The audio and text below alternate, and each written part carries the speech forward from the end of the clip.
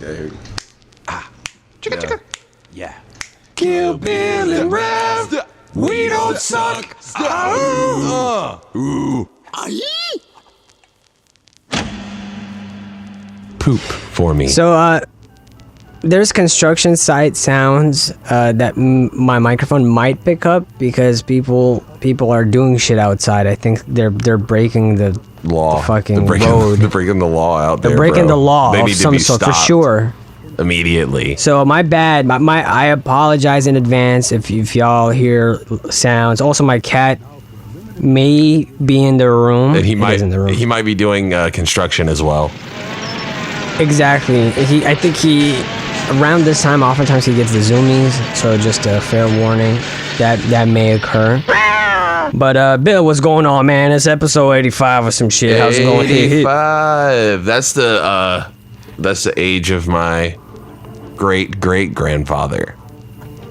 And yeah, very young man for a great-great-grandfather, you know. But he's a good guy. Yeah, definitely. Good guy, When did he have kids? What age did he have kids at? Yesterday. He popped some more out. You know him. You know a great grandpa, Greggy. You know Greggy. So what are we doing here today, Bill? You know, honestly, I don't know. Like, we're recording a podcast. I'm in a room. The air conditioner's off. Is it hot over there still? Let's talk about the weather for a little bit, like last time. It's still hot, but it's better now. At least it's gray, so it just doesn't feel as hot. Definitely temperatures have settled a bit since, I could go into excruciating detail about it, and maybe I will. I'll tell you what I've been thinking about.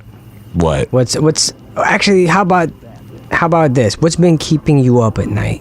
Or like, what do you think about when you go to sleep, like, as of late? Honestly, I've been going to sleep a lot earlier. I've been doing a meditation technique. You want to hear about it? How I go to sleep? Yeah. Okay, so what I do now is I put on Gaming Historian on YouTube, and I turn the audio off because this is a new thing. This is something to talk about. I fall asleep with the TV on. I've like always done it my entire life. I think I did it when I was a kid. To distract myself from the demons in my closet. Right. And so the old habits die hard, But I always liked distracting myself because if I sit there in silence, I just think constantly. And like, I don't like thinking too much. I'm not into it. I try to avoid it at all costs. Right. Yeah. But now that I'm living with my girlfriend, she doesn't sleep with the TV on. Well, she doesn't mind any kind of TV on really, but she doesn't like the noise. So I started muting it and turning the captions on, and I learned that puts me to sleep faster. I put on something kind of boring, not boring, but something like Gaming Historian or Game Sack, something like game history related that's like chill, but like it's not like super like whoa, you know what I mean? I put them shits on. Yeah. And that's my meditation technique. But I don't know. I don't really know what I think about. I don't have like a recurring theme before I go to sleep. Like a thing that's keeping me up at night. You don't have like, oh, I'm excited to do this, or I've been thinking about this or that. I'm excited for my leg to get better. That's my that's right, my of thing. Course. Like time feels like it's kind of going in slow motion too, because it's like I went to the doctor last Friday. We rescheduled to record later in the day, you and I, and he was like, yeah, it's gonna be about 6 weeks until you're all better. And it feels like that was like years ago, and it was a week ago today. So I'm like, that's happening, What about you, man? What's your thing? Do you think about heroin? Yeah, so for me, it depends. Like, okay, in terms of going to sleep, when I do struggle going to sleep, if I'm not taking melatonin or that's not helping me, then Game Grumps is sort of my go-to sleeping. Sleepy boys. Background audio, But as of late, it depends. So, like, I've been thinking about my album a lot the album I'm working on. I've only got 2 weeks left to finish writing it and recording it if I wish to be on schedule with my sort of release strategy. Because in 2 weeks, we're going to be in September. And then it's just a few months before 2021. Wake me up when September ends, brother. And I intend to drop this year, this album, for sure. Yeah. So I've been thinking about that. I'm getting closer and closer to, like, it's really coming together. All the themes are really coming together. I'm starting to see parallels between certain things, drawing connections, and this is an incredibly personal project for me, so it stays on my mind a lot because I'm trying to, as I'm figuring myself out, whether it is through therapy or writing music or, you know, speaking with my friends or my partner, I like everything sort of beginning to meld together and come together. And I don't know, this album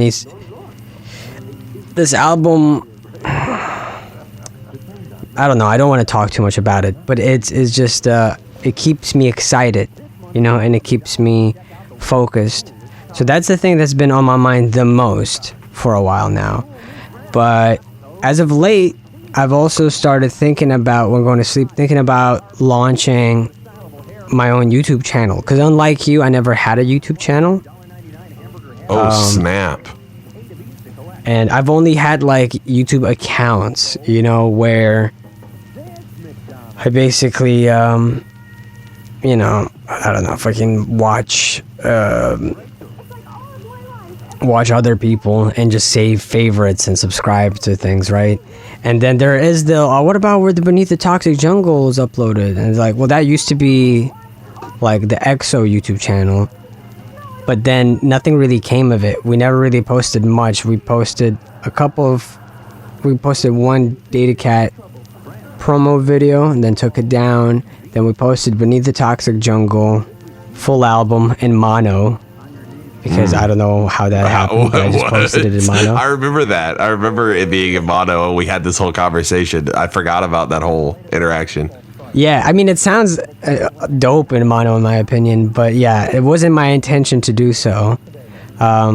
It was a different time, you know what I mean? Well, yeah, exactly. I feel like I never had I had like a YouTube channel that I would upload certain like one-offs, but I never like uploaded consistently. And I know you talked about it while I was gone on the last podcast when I was dead. You brought that up. I jokingly brought it up, and half not jokingly, because I was thinking, well, there is some stuff I like to do that I'm not sure would really. Okay. I want to know what's on your noggin, like what makes you sexually active. Well, I don't want to go into it too deep because it's still like I'm in the process of thinking it through. Whatever I'm gonna do, it's not gonna be a super regular thing, you know.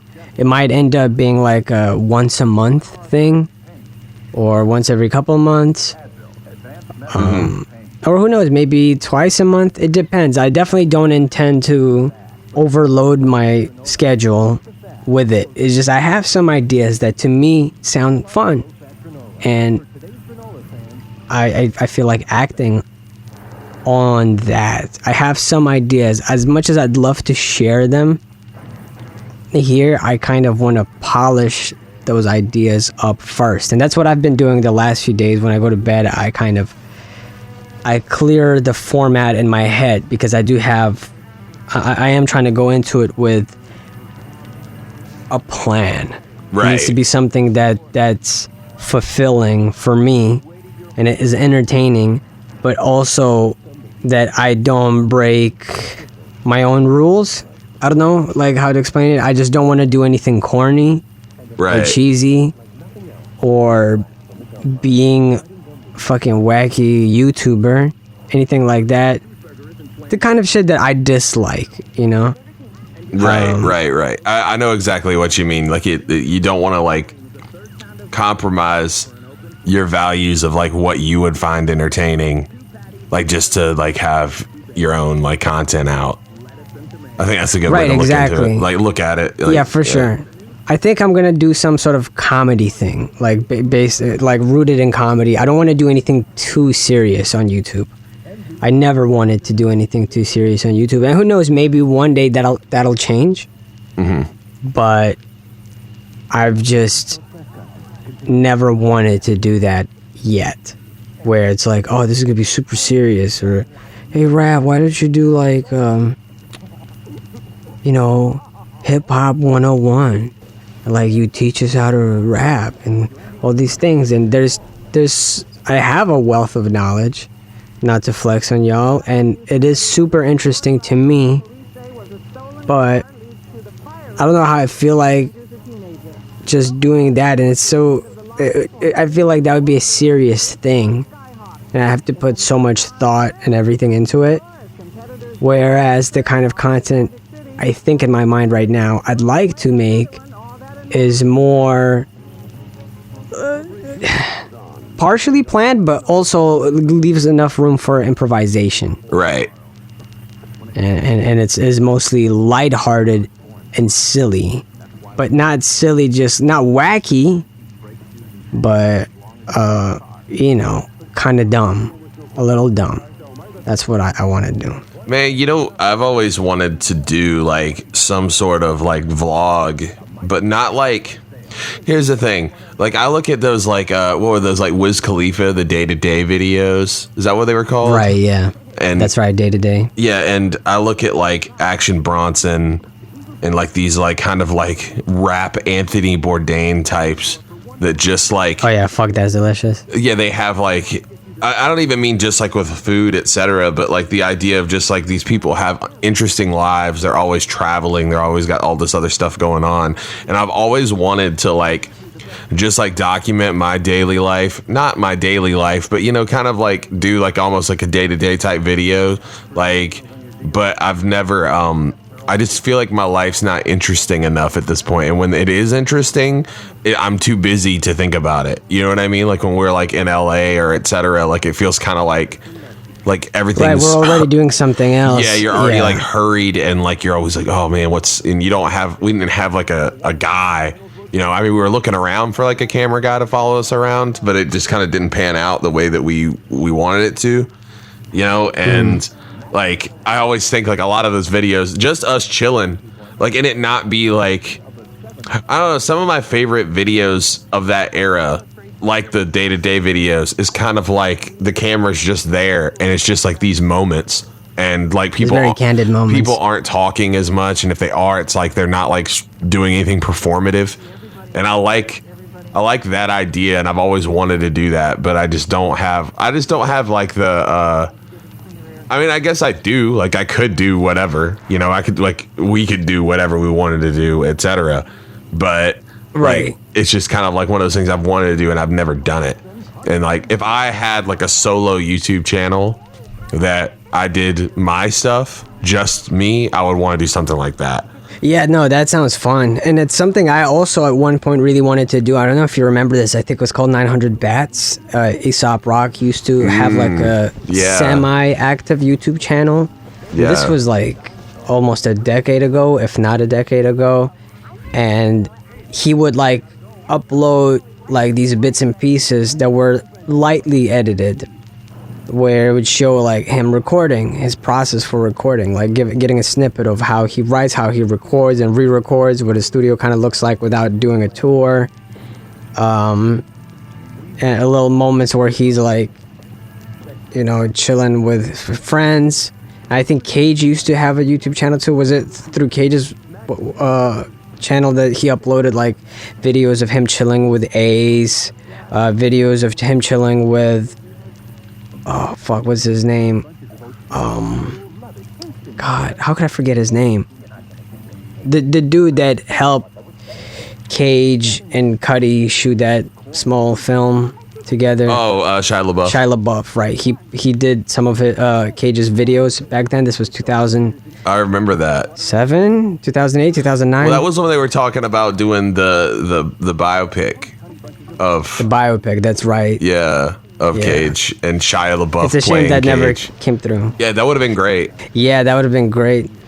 Yeah, so that's late 2000s kind of Cage and Aesop Rock YouTube channels, and I never really looked at them as YouTube channels. Now there's like a whole kind of, it's weird. It's weird because we separate the entertainment we get on television, the entertainment we get on Netflix, the entertainment we get on YouTube, and we kind of like identify them not by the realms that they exist in, like, oh, this is comedy and this is horror and this is and sometimes we do, but oftentimes there's like the stigma that comes with something being on YouTube. It's almost kind of like, oh yeah, that's like anybody can be on YouTube, Yeah. I feel like that's a cool thing. That's what makes YouTube so amazing, is that, yeah, exactly, anybody can be on it. And so the people that find success on YouTube, they probably work their asses off, or just been fortunate, or they, oftentimes they can be terrible people, but they attract a lot of terrible people as an audience, Yeah. So I think that there's like, I had this moment the other day where I kind of had this epiphany of like how I used to consume YouTube versus how I consume YouTube now. Because when I was younger, like all of these artists that we're talking about now, I don't think they set out to like make a YouTube channel that was successful. They just put out content onto YouTube, and a lot of this stuff would be stuff I didn't subscribe to per se. It would just be stuff that I would hunt for and watch. And in the same way that like MySpace used to be, MySpace video was kind of, I don't know if that was pre-YouTube or about the same time as YouTube in terms of popularity, but I remember watching a lot of like those old Cage videos on MySpace. That was like, it's the video. It's probably all on YouTube too, but the video of him chilling out with that bassist from that band. And and they're making little robots. No. Well, that one too, but there's the one that was, I thought, specific to MySpace back in the day, where it was him sitting across from that guy, and the bassist, I can't remember the guy's name off the top of my head, but the bassist from that band is interviewing him, and he's eating a sub sandwich. Do you know what I'm talking about? It's so funny. Oh yeah, that's right. I remember seeing that on MySpace first. I'm sure it's on YouTube now. I don't know if it's like uploaded by Cage or not, but one of the funniest lines ever was him saying, like, he was like, "Hey man, you lost all this weight. We miss it when you was a fat fuck." And then he just like losing his shit. But yeah, no. What I was getting at though was a lot of the older content that I would consume on YouTube was more just like videos of people chilling, or it didn't seem like they were having setting fun. out. Yeah, it didn't having feel like fun rather than trying to entertain. Exactly. Yeah. And then I had this moment yesterday because I've been consuming way too much YouTube since I broke my leg. Like I feel like all I do is watch YouTube, and so I'm sitting there and I had this moment where I was looking at all the XXL freshmen, which I feel like we should talk about at some point on this podcast. But I'm looking at all the XXL freshmen, and I only knew like a few of them. And so I was like, well, I'm going to go through and listen to every single one of these people. And when I was doing it, I saw the like 2020 XXL freshmen read mean comments. And for some reason, I was like, I've never felt so like nauseated at a title. I don't know why. I'm sure it's like a good video, But I was like that type of YouTube content is like my least favorite for some reason, like kind of like BuzzFeed-ish stuff. BuzzFeedian. I'm going to say that. BuzzFeedian.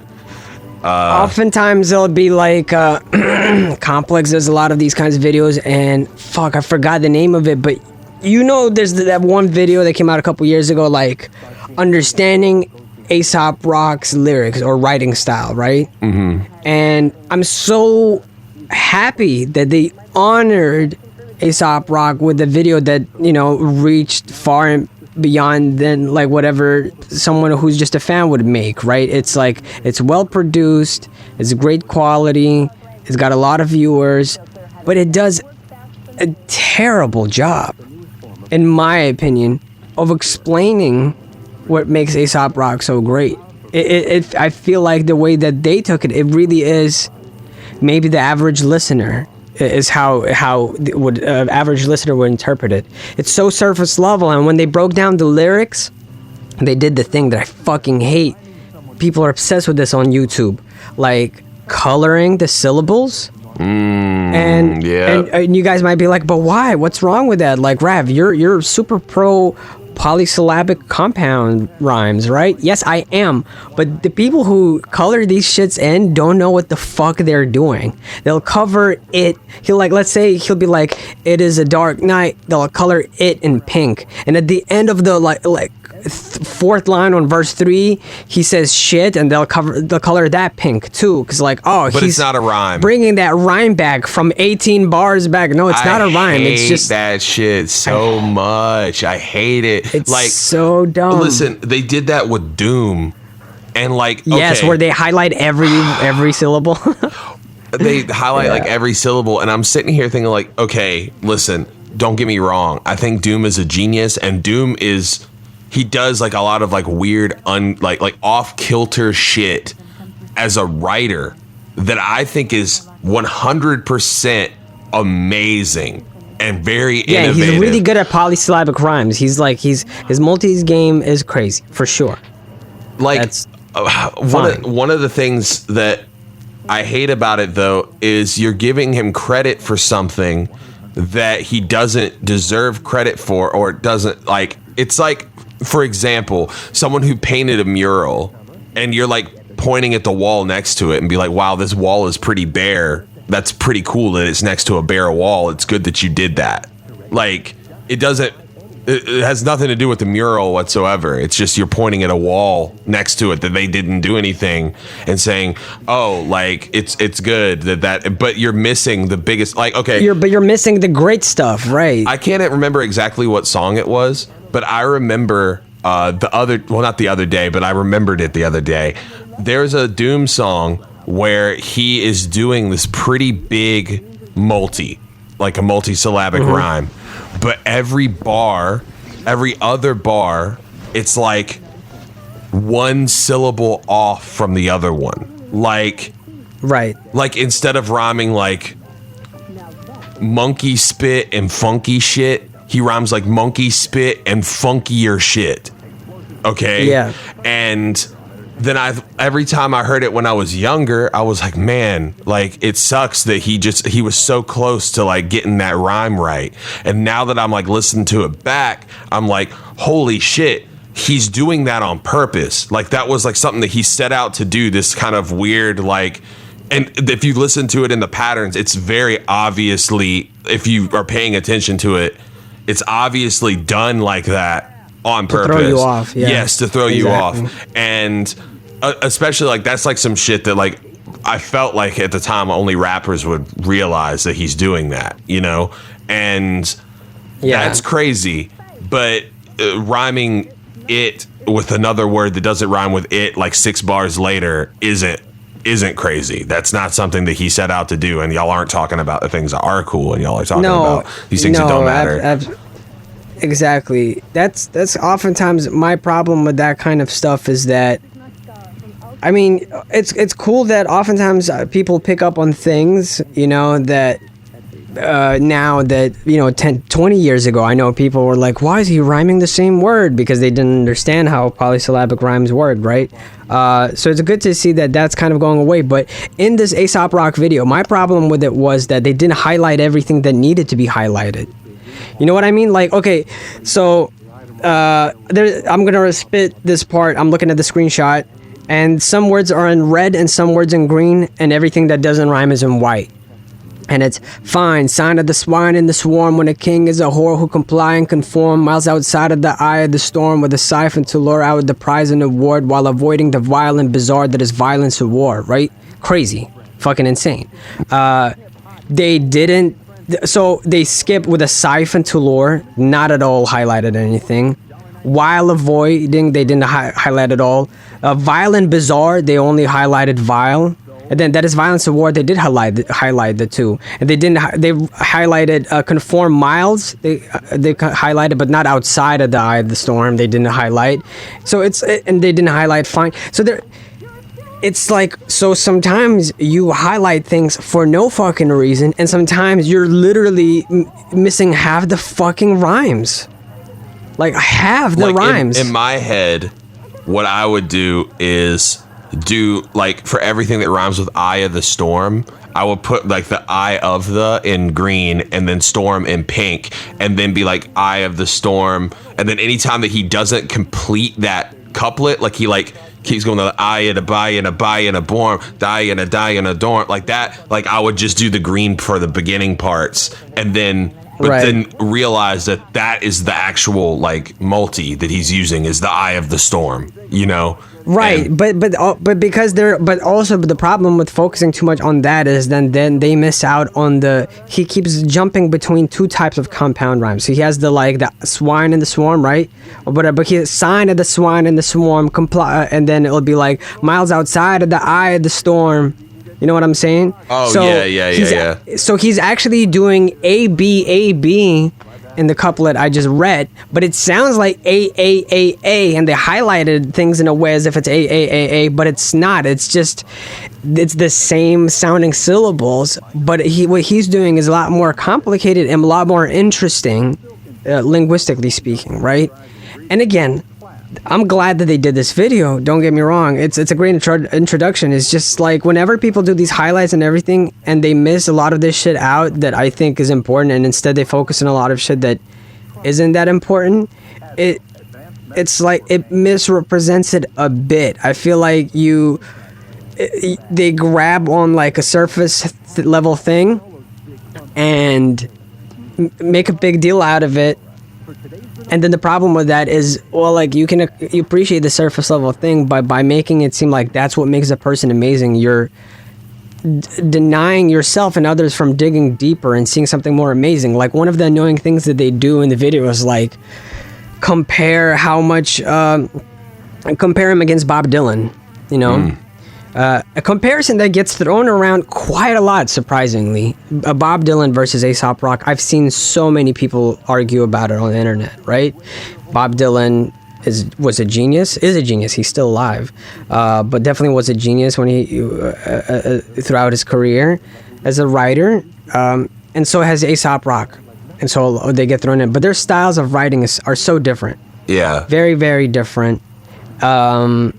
And what they're trying to communicate can oftentimes be similar, but it's just different. Not even genres of music, genres of writing, and genres of like ethos almost, you know. So it's strange to compare, but the way they compare is like they take how many unique words Bob Dylan has used in his music in this album versus how many unique words Aesop Rock used on this album, which, yes, if you're into statistics and stuff like that, it might be kind of mildly interesting, but they're not saying the fact that, okay, well, Bob Dylan songs can be like 16 lines long, and the Aesop Rock's songs can oftentimes be up to 64 lines long, you know? And I'm not shitting on Ace or shitting on Bob Dylan. I'm just saying, why compare them?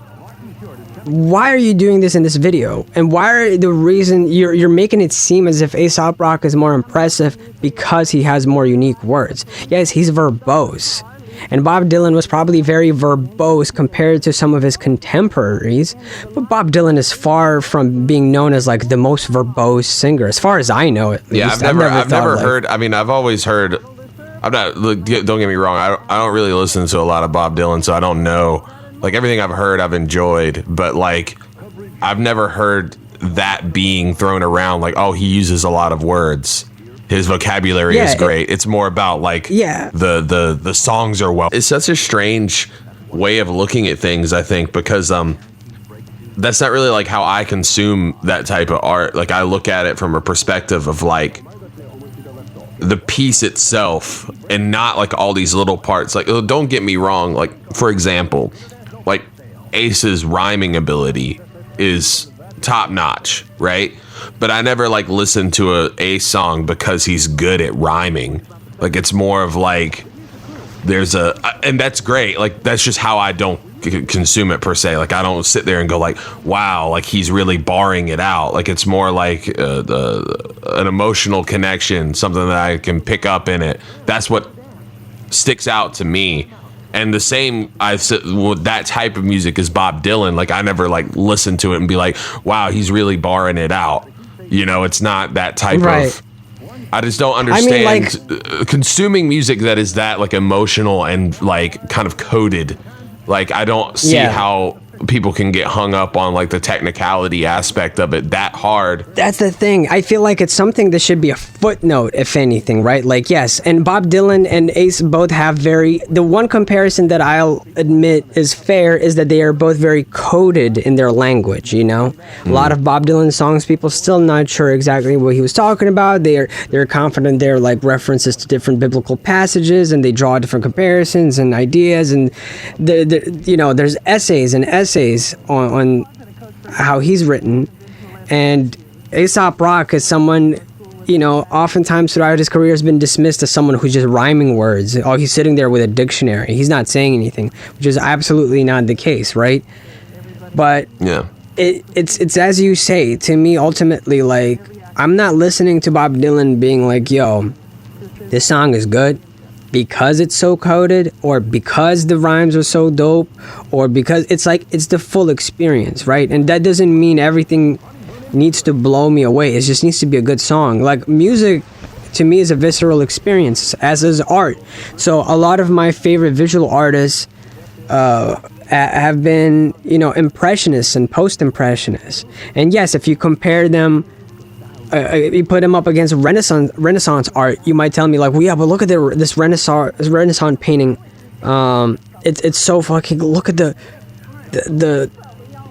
details in terms of like the human structure, the physical structure. They really, you can tell they studied it, and the details is insane, and like, that's nuts. And that's like people telling me like, yo, this Eminem song, there's so many multis.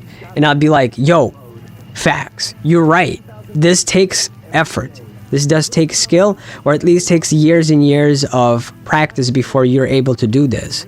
However, this impressionist painting, which to again, the untrained eye may seem like, oh, this is like a lazier thing to do, is just, to me, it's not lazy. This is a choice. And B, it's, to me, this is evocative. And again, I love a lot of Renaissance art, and a lot of it is evocative, but not all of it is evocative. And same with Impressionist art.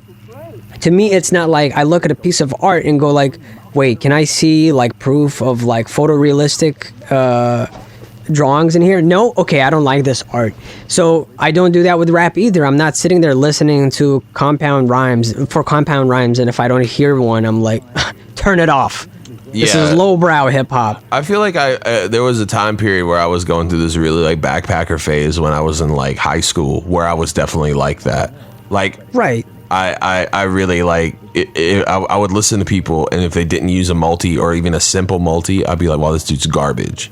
And now it's weird because, I mean, okay, I came up listening, like my first introduction to rap was like Lil Jon, really. You know, like where I sat down and like listened to a whole rap album, which is funny because like a lot of that is like borderline not even rap music in a sense of just a dude rhyming. It was like call and response club music. Sorry. It's more like golden era hip hop than like 90s backpack rap. Yeah, you know, in very, many ways, very much so. And like it's just kind of weird that now I don't even sort of care. Like now I'll listen to music and I'll be like, there's an intangible a lot of times. That's kind of why I don't like arguing music with people, because like sometimes I like things and I don't want to analyze why. Like sometimes I'll just like enjoy things and there won't be like a reason why I like it. Like there's like, okay, for example, there's a bunch of like Chief Keef songs that I really enjoy for one reason or another that like maybe another person wouldn't like. And if someone would say, why do you like that? I couldn't tell you why. I was just like, it's hard. I just like it. You know, it might be the beat. It might be the way. But those are fair reasons. And maybe there's more reasons to it that you're not consciously aware of. But it's kind of besides the point, right? Your experience is your own. Yeah, exactly. Unless someone else is wanting to get into your head, why do they care? And I just don't understand a lot of people who will. I think the difference is in a lot of music that people are trying to be deep. It turns me off because like I feel like most people aren't. Like most people aren't deep. Most people aren't good at writing. Because that would make that makes these people outliers. The people who are like really good at writing, outliers. And so I think a lot of times it's easier for me to get turned on to like mainstream fun rap music that doesn't do a lot of thinking, because there's like a vibe, an intangible there that I just latch onto, versus someone trying and missing. I'd rather listen to someone not try and hit, you know? Right. Yeah, I 100% agree. And look, speaking, you know, from my own perspective, I am someone who, most of my music is deeply personal. And everything I'm saying, for instance, on this album, most of it is just so deeply personal that there is a lot of effort that goes into really figuring out how I want to say things, put things in the right way and everything. And that to me is not because I'm trying to impress anyone, is because I need to do those thoughts justice, and I want to make sure that the point of it, the catharsis, is achieved at the highest level upon the completion of those pieces for me, right? But I don't expect anyone else to necessarily enjoy it just because I've put so much effort into it, or just because it's so personal or emotionally deep to me, right? And you know, I don't know if this would come as a surprise, but I hate so much. Some of my least, I think my least favorite hip hop is preachy hip hop. I with a strong passion despise people who speak in platitudes, people who you know, this a lot of people, like I've seen bunch me in with people who are like fake deep, and it hurts my feelings because I never tell people how to live their life. I never say this is what people ought to do. This is how life should be lived. This is a mistake we make, you know? No, it's a mistake I make over and over again. This is what I'm trying to do. This is what I think I want. This is why I think I'm a failure. This is what I think makes me happy. This is what I think I ought to strive to do. Yeah. It's all about me. And I hate, man, I'm so like, again, we probably have friends who do this. No disrespect to y'all, but whenever I hear bars, there's like, this is how it ought to be. And it comes across not as like, oh, they're saying that because that's their opinion or that's their thought, like it connects properly. No, it sounds as if they're like condescending or judgmental. Yeah. And I'm like, bro, aren't you like 27? The fuck are you talking about? How have you figured out this life truth that you're talking about? Like when 3 years ago you said something that used to contradict that completely with just as much confidence. I'm not saying don't change your mind and grow, but maybe if you're changing your mind and growing, maybe your humility needs to grow proportionately with that, right? And you realize that saying things with such confidence comes across as super preachy and pushes people like me away. But of course, there's lots of people who eat that shit up too. Yeah, so I mean, I think that there's I think that becomes like a case by case basis of like, I think that there's certain people that hear things that maybe they don't even agree with, but are kind of in the same school of thought as them. I'm gonna use like Hobson as an example, okay? Like, and like, don't get me wrong, like I don't listen to Hobson anymore. Like at any, like I kind of dipped my toes into Hobson in like 2011, like okay. I mean, I had a friend who you sort of know who was like really into Hobson, like and he was always like, oh, you should. He actually like knew Hobson, and so he was like always like, oh, you should like check this dude out. You should check this dude out. And he showed me a few songs, and I remember hearing like a few of the earlier stuff, and then like don't get me wrong. Also, I don't want to speak on Hobson now because I don't know anything about Hobson's new music like at all. Like I don't know if he's changed at all. I assume it's just as trash as it's ever been. But that's just my assumption. I never fucked with his music. I'm just not gonna make it. I know this has been a long time since I've really like sat down and listened to Hobson. I know there's like I've done a lot of personal growth since then, so I'm sure maybe he has. I hope. Okay, but I remember hearing this one where, and I think this is like my epiphany of when I realized I didn't like this type of music. There's a song, it's one of the Ill Minds, you know, when he would come out, he'd say some real.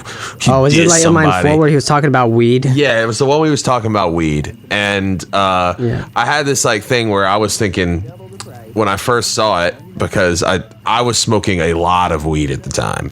And I was like, damn, what if I really am poisoning my mind with weed that I don't need? Okay. But then I thought about it. And I thought of like all of my friends who are like productive members of society who smoke weed. And I also thought about all the rappers out there who are like way better at rapping than Hobson and also seem to be kind of better people than Hobson. Like just and more successful and maybe even outside of music. Yeah. And they seem to smoke all the time. And I was like looking at it and I was thinking like, damn, like LP smokes weed all the fucking time, you know? And LP is like one of the best rappers I've ever heard and is way better than Hobson. And anytime he's had a thought, a million times better. Anytime he's had a thought, I've very rarely heard an LP thought that I didn't agree with, you know, like in terms of, or thought was relatable, you know, like, and I, so I don't know. That was my takeaway from it was like, don't get me wrong. Like, I think that there's certain people that, I mean, myself, certain age groups. Yeah. And I also think that he's not completely wrong. Like everybody, there's going to be like a stereotypical stoner who just doesn't do anything. But I think those type of people would be doing the same thing if they didn't smoke weed. You know what I mean? I think that. Right. Exactly. It's very easy to like know a friend who is like they're young and they might not have like a lot going for them and they smoke weed all the time. And then you like single that experience start to out. Associate those things, right? Yeah, and I don't know. It's just it seemed preachy and weird to me. That's all I'm saying. For sure, and that's the way I'd like to differentiate someone like Hobson and then like A$AP Rock and LP is that yes, A$AP Rock and LP have shared a lot of their opinions and have said things out of like frustration, but it never came across to me as like this is the way things should be. It's more so of frustrations with how things are. Yeah. In from what they've seen, right?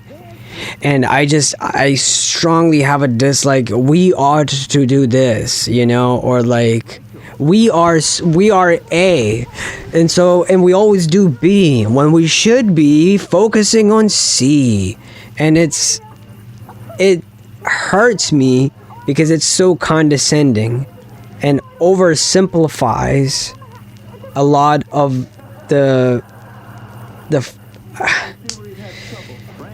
a lot of the work that it's taken, you know, like philosophy, for instance, to get to certain places, right? Philosophy's been around for a long time, and it still is, and it's, you know, now has been having a resurgence with you know, quantum mechanics and stuff, right?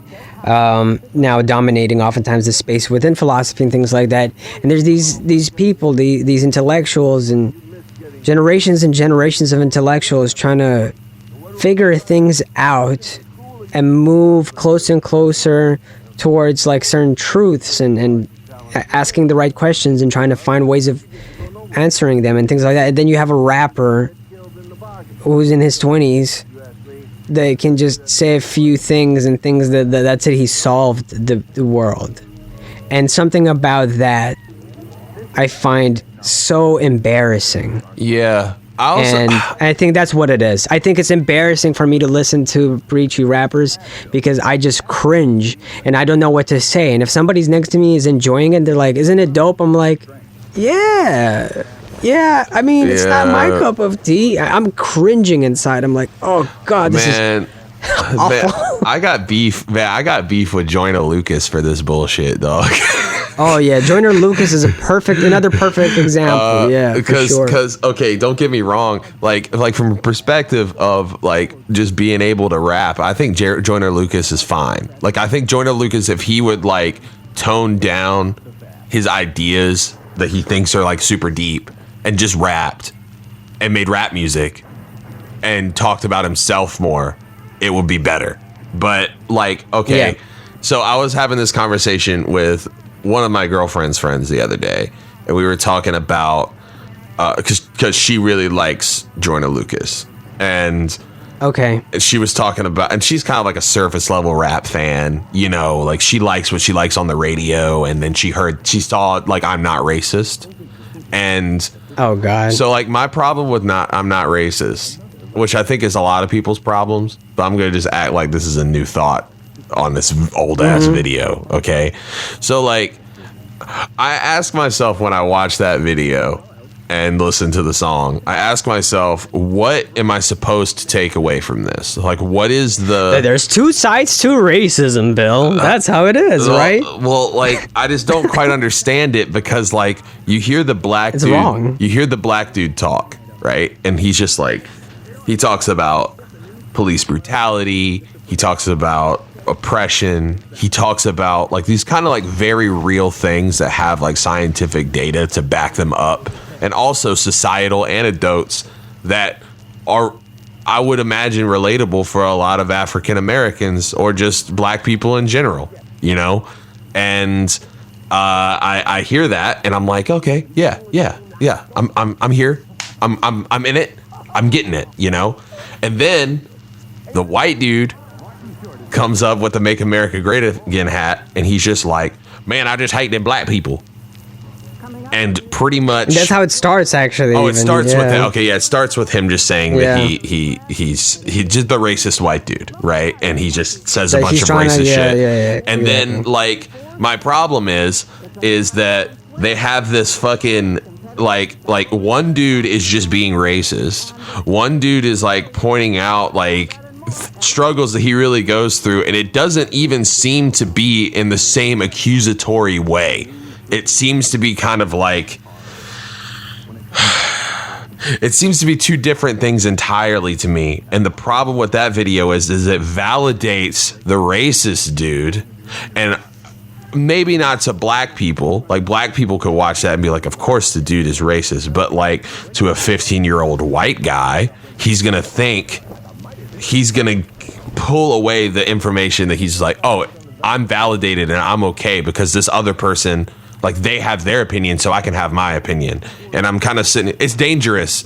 Like, I think it's a dangerous. It's fundamentally flawed. The whole like concept, the way he picked those characters, and it's fundamentally flawed because he's sort of setting up this weird parallel in this back and forth between, you know, equating feelings of hatred and then feelings of pain caused by that hatred, and that's an awful way to approach this conversation, and making the white guy, you know, say the N-word with a hard ER on occasion, you know, like which to me would be just disqualifying that person from that conversation to begin with. I guess I see that he's trying to have like these two opposite ends of the spectrum, but it's not that, and it's not really a spectrum, and there aren't two sides to racism in my view, you know? Yeah. And a lot of the like the things he made the white person say is just like, I don't get how are any of these points. These are probably points Trump supporters oftentimes probably believe in and stuff, but like I don't understand how that is equated with the, as you said, the counterpoints to all of that. How can both of these things be in a conversation and we go, yeah, you know what, there's both sides are right. And that's kind of what a lot of non-hip-hop people who listen to this song, especially white, I'm saying specifically white people who listen to that song, walked away with. Like, Yeah. man, yeah, no, it is a complicated issue, and there's no one's wrong or right. And it's like, no, that's you're fucking wrong. Hear me out on this. Can I make some changes, some addendums to this music video? Can I Oh, no hug at the end, please. Fuck Okay, that. I'll just change it a little bit. Okay, so it's the same music video, but they fuck at the end. Instead of the hug, it's Like they just start have fucking, sex. like really just like just viciously. Like, and they take turns fucking each other. You know what I'm saying? Like Yeah. and like that's just, you know, they make out for like a solid 30 minutes, then they fuck. Like, so it's an extended video, you know? Yeah, I just found it like I think it's disgraceful to trying to make this person who tells the dude to pull his pants up, you know, says shit like, what was it like? Man, he said some shit about like, basically he said a lot of like comments on like, you know, food stamps. And selling drugs being a choice, and that they're lazy, and, you know, pull your pants up and shit like that. The idea that someone who pushes that kind of narrative, being a good person at heart, for whatever it's worth, to me is a laughable idea. Again, I'm not even necessarily saying good person at heart. That's a very subjective thing, but the way that this is presented in like a Disney 2D way, is just, it's atrocious, and not how a conversation like that should be handled. Also, it would not end like that. That kind of conversation would not end with them being like all buddy at the end. That's the thing that I just don't quite understand about the entire video. Is like, I don't understand. I don't know, man. And then it's just like you have like this this group of like white backpacker rap fans who have put him on this pedestal. And don't get me wrong, I don't know anything about Joyner Lucas except for this video. Okay, I don't know. He could have like a great discography, but like if that's my introduction, he doesn't. If my introduction is this wildly popular video, and that's supposed to be my introduction to like his whole shtick, like his whole I don't want to say shtick, like a niche, then it's not for me. And it's so not for me that it's like I want to talk about how bad I don't want to be associated with it. You know what I mean? Like I don't want that. Yeah, I don't like it, you know? It's terrible. The fact that they hug it out, it's almost kind of like, what are they agreeing, or they agree to disagree? That's not how the conversation should end. And I just remember at the time when it came out, so many people were just like, yo, the point is that they're both racist. And it's, no, you're a fucking idiot. Unless you're, okay, if you're young and you heard it and it made you feel woke and emotional, that's fine, I guess. But to me, you're a sheltered person, probably white, and and kind of blind to your white privilege, which is fine. And I hope since then you've taken steps in the right direction, or are actively trying to do so now, or will do so soon. Because that song is ignorant. That song is incredibly ignorant. And so basically what we're saying is that if we see Hobson, or if we see Joyner Lucas, we're swinging on sight. Or Logic. Fuck Logic. I'll fuck him up. I'll punch him in the leg. Could you imagine? With your broken leg. Do you think I could beat up Logic with my broken leg? Do you think I still have a shot to beat him with your up? broken leg? I don't know. He's crafty I don't looking. think so. He looks kind of crafty. He might be tough even if I don't have. He works out probably. I mean, yeah. But I mean, we don't know that though. We don't know that he works out. I think he might. I don't know. Maybe I for some reason in my brain, so there's like this piece of trivia is compartmentalized that Logic works out, but it's with a question mark attached to it. So I don't know if that's true. Listen. Okay, let's just weigh this out really quick. Okay, so Logic looks like a pretty physically fit man. Me, not so much. You know what I'm saying? I'm not. I mean, I have the body of a Greek god, but it's hidden deep. You know what I'm saying? So what I'm thinking is, but I have a size advantage over Logic, just in general. Like I feel like I'm taller than him. I think I'm definitely heavier than Logic. Okay, so if I get on top of Logic, if I can get like a position where I'm on top of him, it's not very likely that he can get up. You know, so if I could somehow catch him blindsided and just kind of tackle him, and get on top of him in a full mount position, then it's over. Like, he's dead, okay? But pretty much any other circumstance, I'm gonna get cooked, I feel like. Like, if it was like, he looks pretty quick, probably pretty nimble, looks like he can jump off of stuff Jeff Hardy style, you know? So, you know, if he can get my legs and take me down, I'm like a turtle. I can't get up as fast as he can. Yeah. Because of my shell-shaped back. So go on. So what I'm getting at is that if I saw Logic, just to assert the fact that I'm gonna win, I have to like surprise End him. his life. Well, yes, I do, but I have to surprise him before I do so. I can't just like, and I'm not gonna use a weapon because I'm not a bitch, you know. So I have to like tackle him as soon as I see him and start swinging. You have to jump him. Yeah, I have to jump him, and that's the only way I can take him out. No, that's not true. There's a few ways. You could like organize like a grand piano to like fall on his head and then engage him in conversation and just be like, "Hey, Logic, what's up? Hey, can we just can you take a step back? Okay, yeah, right there is great.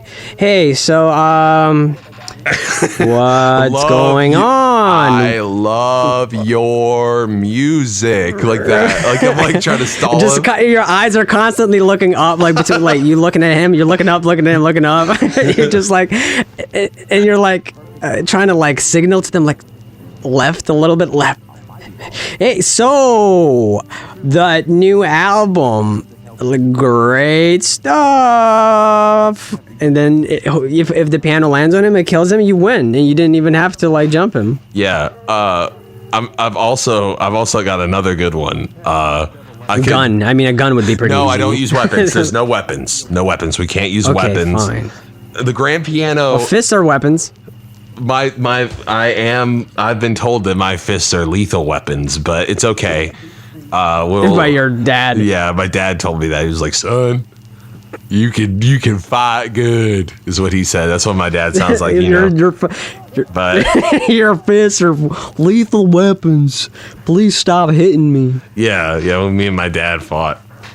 Man, I wouldn't want to get in a fight with my dad back in the day. My dad was like jacked. What I would do is like construct a booby trap of some sort where it's like a pit, you know?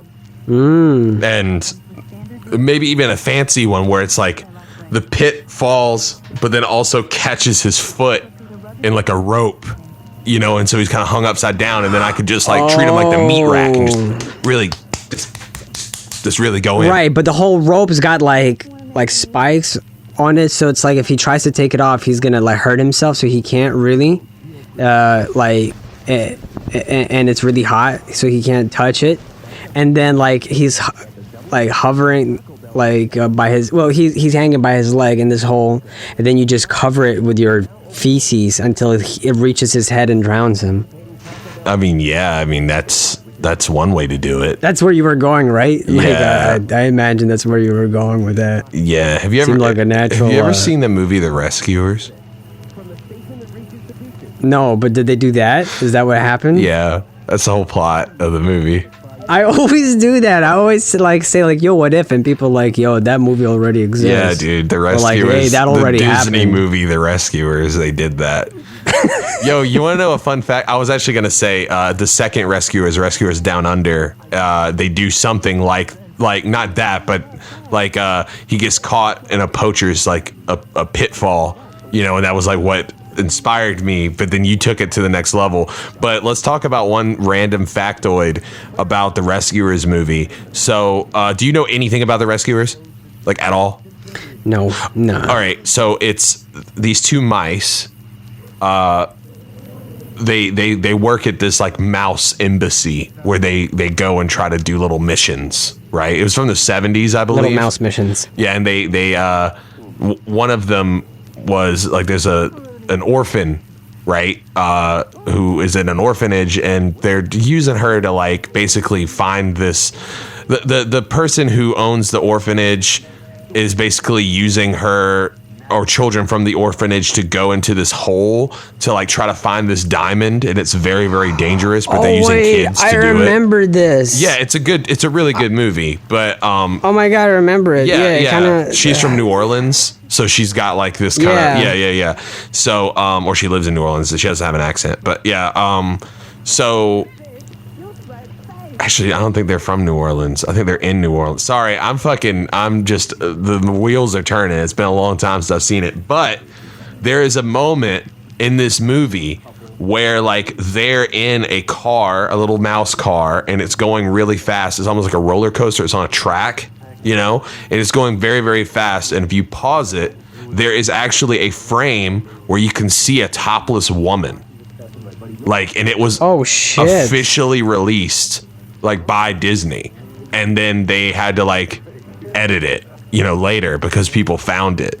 But it's like not even like a drawing. It's just like a picture of a topless woman like in a window, like real life titties. Right. And I remember just like I saw this video when it was on Subliminal Messages, and it's like a pretty popular video. It was from like 2007, 2008, but it was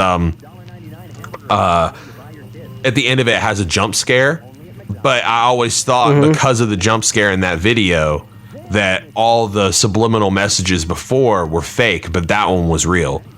And so something to think about. Okay, well, okay, The Rescuers versus An American Tale. Go. They're so different. They're so different. It's hard. You have to pick. We cannot have too many small creatures like Are that. we including Fievel Goes West, like the second American Tale in this? Yes. Okay, here's how I would rank things. The Rescuers Down Under's the best. Then right underneath that is American Tale, Fievel Goes West. Then I really don't give a fuck about the other two. Well, actually, no. Okay. Like, actually, no. I would rank it like this. Like, damn, dude, you're making me do this. I would do... Damn, I'm about to hit him with the big hot take real quick. Oh, shit. I want to hear this. Okay. Rescuers Down Under, then Rescuers, then Fievel Goes West, and then the original American Tale, because I don't really remember it that much. Right. And then The Treasure of the Manhattan Island. What is that? And then The Mystery of the Night Monster. That's the other two in American Tale movies. Oh, I've never seen them, so they're at the bottom because if that... Okay, how about this is going to be a tougher question for you. This is going to be a real hard hit me one. with it. Okay. Godfather, Godfather 2, or The Land Before Time. Which one? The first one? Yeah. Not the other 12? What about the Godfather 12? Godfather 1, Godfather 2, The Land Before Time. The movie, the first one. Okay, I'm gonna be real with you. I don't know if I've ever actually seen Godfather 2. I've seen the first Godfather, and I don't think I've ever seen Godfather 2. So it's really good. If you like Godfather 1, you'd prefer Godfather 2 maybe even. I'm gonna just go out on a limb and I'd say that the Godfather in entertainment for me is equal to The Land Before Time. Really? You didn't find The Land Before Time, like... Man, I remember, like, at the start, I was just, like, distraught as a child. Yeah. How is that? Yo, spoilers. When his mother dies and shit. Yeah. And I was like, yo, when his mother is murdered by Italians. So wait, are you saying that The Land Before Time is... You like it better than The Godfather? Yeah, I'd put it up. I mean, I like the movie better because I've seen it like a million times and it's like part of my childhood. Same. But in terms of like enjoyment, like I like The Godfather a lot. Like I like that movie a lot.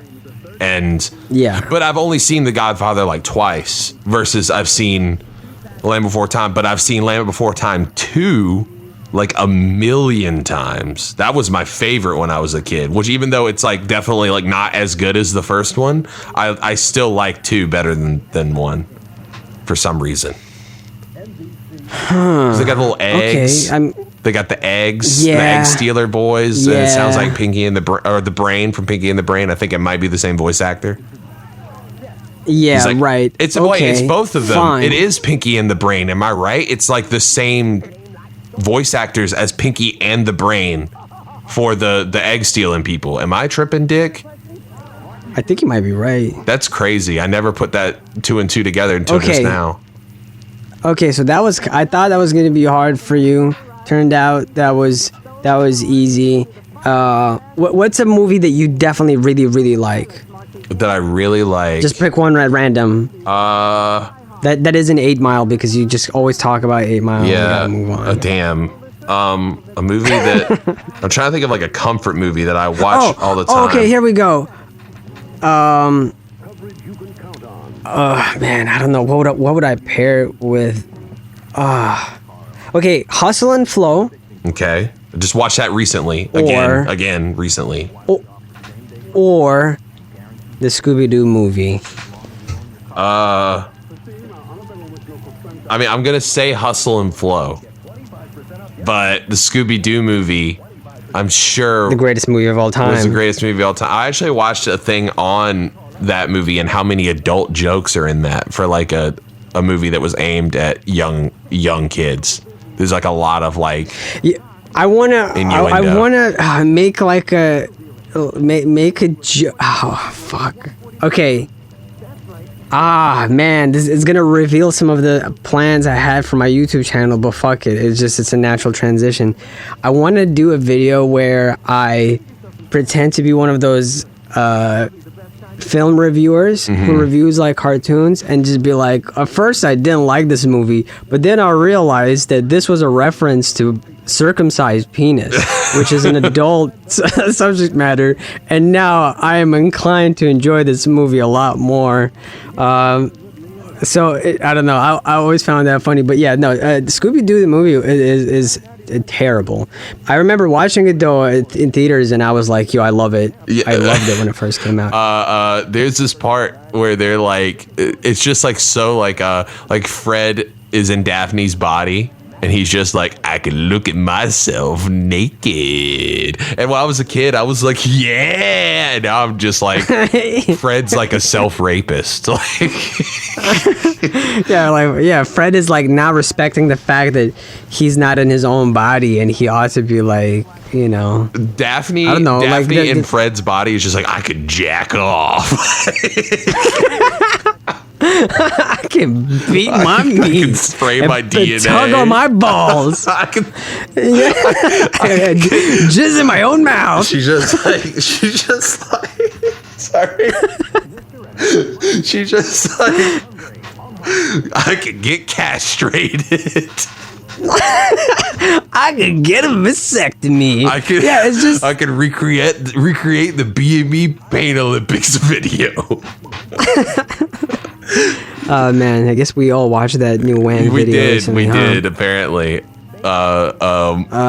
Yeah, that brought back a lot of memories. But yeah, but you know what I mean? I know a lot of people, and I know you're not one of those people, and you just reminded me of a lot of people who'd be like, yo, that movie actually, it's like, even though it's for kids, they have a lot of references to sex that went over the children's heads, and it's like, and therefore this movie is good because it has coded sex talk. I think the older I get, the okay. older I get, the more uncomfortable I am with that type of stuff in movies for kids. Like For sure, because it's like, I mean, no, don't get me wrong. I like things that are like, okay, Rugrats, the way you experience it as a kid and the way you experience it as an adult, really different. Same with SpongeBob. There's certain things that are funnier to me as an adult because I just didn't appreciate them. And it doesn't have to be like, no, because he's trying to say cock on my ass. No, it's because like, oh, he's making a joke about like tax evasion, or they're making a joke about like income tax or some other tax humor thing. That's the only thing that comes to mind right now. My favorite joke, that it's not even really a joke. Well, it is a joke, but it's like one of those types of like, is anytime someone hurts their back in Hey Arnold, they say my lumbago. And I always thought lumbago was like a part of your back, but it's actually like a kind of back pain. But for some reason, that's really fucking funny to me. And I'm going to start saying my lumbago. Yeah.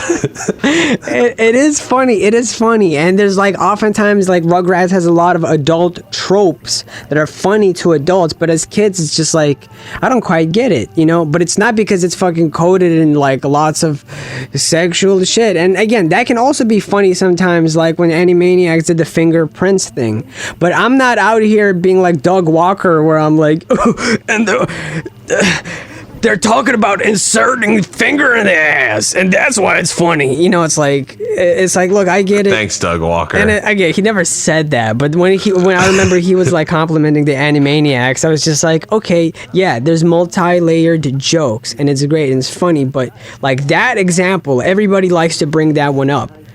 It's funny in a silly rhyme, but putting it in a cartoon, it was a little weird to me. Like I just don't understand what's the point. I feel like you can make adult jokes in children's cartoons without it necessarily being about insertion. And again, I don't know, maybe I'm just fucking sorry. maybe I'm just I'm just very fucking conservative. I'm sorry. There's one joke from Hey Arnold that I was talking about this with Jordan the other day about.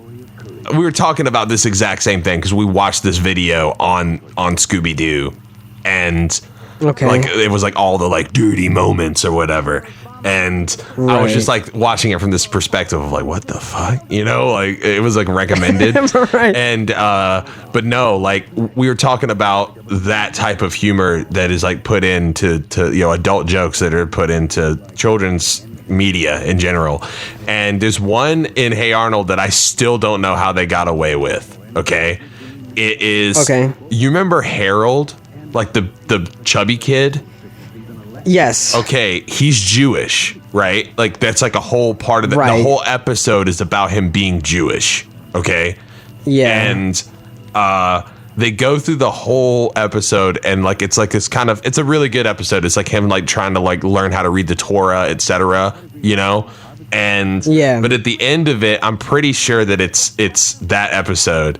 At the end of it, he's reading something, and he goes to, and I was watching this with my mom when I was a kid, and she laughed at this, and I didn't. She never understood, like, explained what was funny about it, right? But he says, like, he's reading this thing, and he says, he goes to read circumstances, and he reads it as circumcisions. Okay. And my mom laughed at this as a kid. Like, she was like, you know, because it sounds like circumcisions, and I guess the joke is because he's Jewish. Okay, because he's Jewish. And I think the creator might be Jewish. That's an assumption, but for some reason, I think that they wouldn't do that if it wasn't. You know what I mean? But like, but I mean, I don't think there's anything wrong, even if they weren't. I don't think there's nothing wrong with the circumcision joke. That they're. You know, the problem wouldn't be that they're Jewish or not. That's besides the point, right? It's the fact that they decided to include the dimension of a genital mutilation in a cartoon, but right? She more laughs at it, right? And then I was like, "What's so funny? Like, I don't get what's so funny." And then she's just like, "Oh, he said the word wrong." Like, she didn't tell me why. You know, and then like for like a week, I kept saying for a week I walked around saying circumcisions because I thought it was funny, and she never like heard me say it. Because it made your mom laugh. Yeah, because I was like, it made your mom laugh, so you thought it was funny. My mom's funny. Yeah. Like, she's funny. She knows what's funny, you know. And I like walked around like anytime I saw like, oh, like, yeah, that's not the circumcisions, and all my friends are like looking at me like, what the fuck? You're like, I mean, they didn't get it either, you know, but it's just like funny. They're kids, yeah. I don't know if it even says. Hold on, I'm about to Google it really quick. It'd be funny if you turn to your mom. What's so funny? She's like, it's a dick skin removal joke. Yeah. Or like, it's a genital mutilation joke. You wouldn't get it, Billy. Oh man. Okay, hold on. There's a. What the fuck? Okay, so did you look up a Arnold circumcision? No. Hey Arnold is well known for handling more mature themes despite its Y7 rating, so don't be surprised with what you see. I'm going to read some off to you, okay? Yeah. Helga mentions she performs tantric spells towards the ends of Helga on the Couch. It is a pretty clever one, too. For those who don't know, Tantra is a subset of Hindu spiritualism revolving around the carnal, red sexual aspects of human physiology. So that's funny.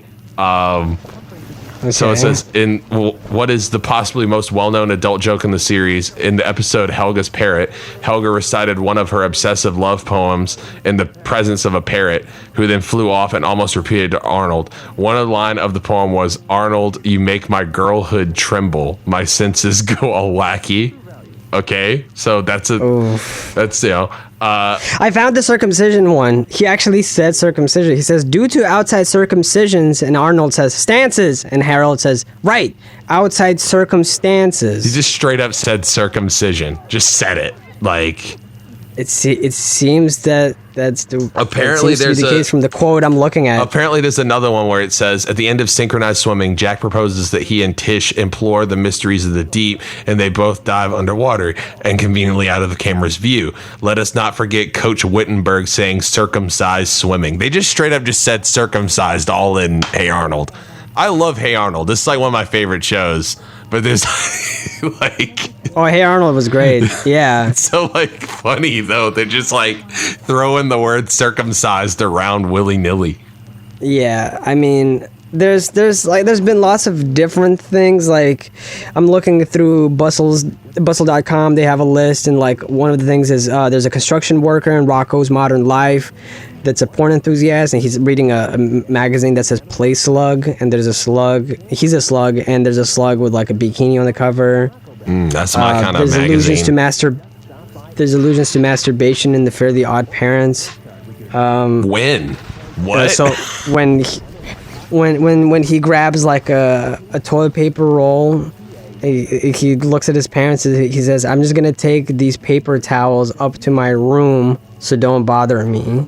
Oh. And there's been even times when apparently Rocco's Modern Life wasn't even trying to be subtle.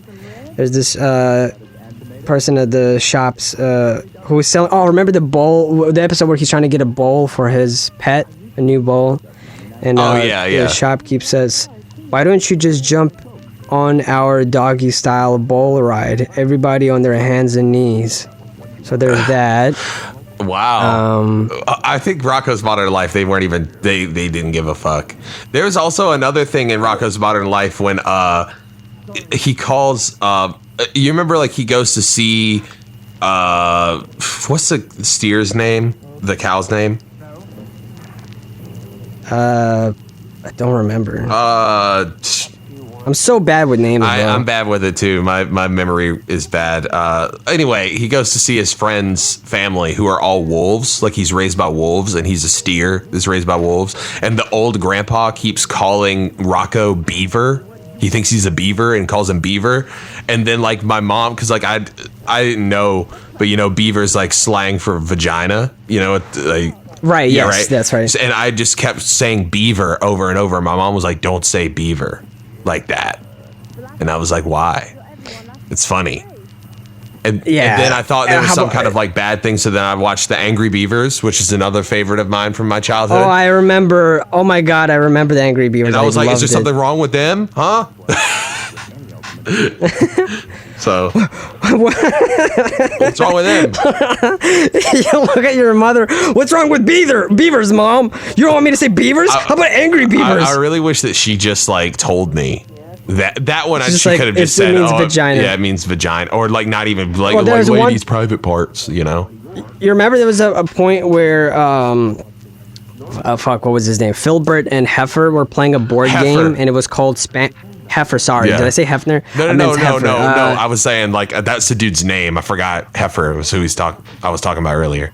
Oh, yeah. And they were playing a board game called Spank the Monkey, and they had like, and there was like a monkey in the middle of the board that's sticking its ass out, and they had like fucking ping pong bats or whatever.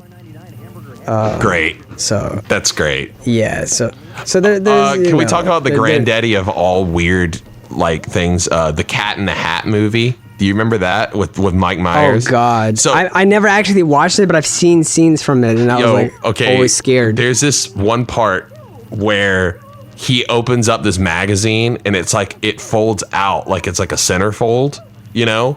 And he's looking at it, and he just like he says something like "I caramba" or something like that, you know, and like implying that whatever he's looking at is hot, you know. And then his hat gets all stiff.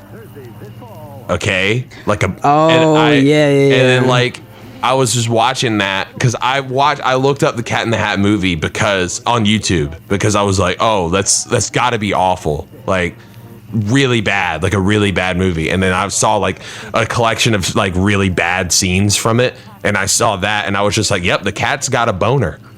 The cat's got a boner around children. Oh yeah, that's there was a funny Rugrats circumcision joke. Perfect. Which is not a sentence I thought I was going to utter today when I woke up in the morning. But I don't remember if it was the twins or not, but I think it was when the twins were born or somebody else. There's like kids that are born, and one of the babies looks at its belly button and goes, "Man, they cut my cord." And the other baby looks in its own diaper, and goes, "Consider yourself lucky." Oh! I thought that they were making a joke that he had a dick. For some reason. No, that was like what I took away from. That's what I thought that for whatever reason in my head when I was a kid, because I didn't know what circumcision was. I thought that it was like the one was a girl, and they said, "Oh, they cut my cord," and then the other one looks down, and he sees his dick, and it's just like, consider yourself lucky. Yeah. That's what I thought it was. Yeah. And of course, we're not going to even mention Ren and Stimpy because there's too much sexually charged Ren and Stimpy stuff. We'd be sitting here all day. Yeah. If we had to. Yeah, I think that one was, I mean, that wasn't even supposed to be aimed at children originally, right? And then they kind of... Right, maybe. I know it's coming back, and I don't think the original author is involved in it, because especially he's had some controversy. Yes. Around him. If I recall correctly, so yeah. It sounded I don't like to talk about it because I loved Ren and Stimpy when I was a kid, but it doesn't look good for him, you know. The controversy's not good. You can do your own research on that. But yeah, exactly. So but yeah, no. Anyway, man, you know, times are good. You know, life is good. Life is good. Are you from here, bro? Are you from here? This place? Life is good, man. Life is... You and me, like, you want to play some billiards? Oh, fuck, I just remembered. We were supposed to do not say like on this episode. Oh, dude, we're already drunk. You haven't been drinking? No. This whole time, I've been just slamming them back. I'm just really good at holding my liquor. Right, but we promised each other to call each other out. That was the thing. I've been drinking for me and you. You know, anytime you say okay. I've been slamming so you haven't been saying, "Hey, Rav, you just said like." I've been silently drinking. You know, I'm wasted right now. I went through like 3 bottles of liquor, 3 bottles of Zima. Right. Okay. Well, I want you to channel your heart, your drunken heart, and scream what the words imprinted on the inside of your soul.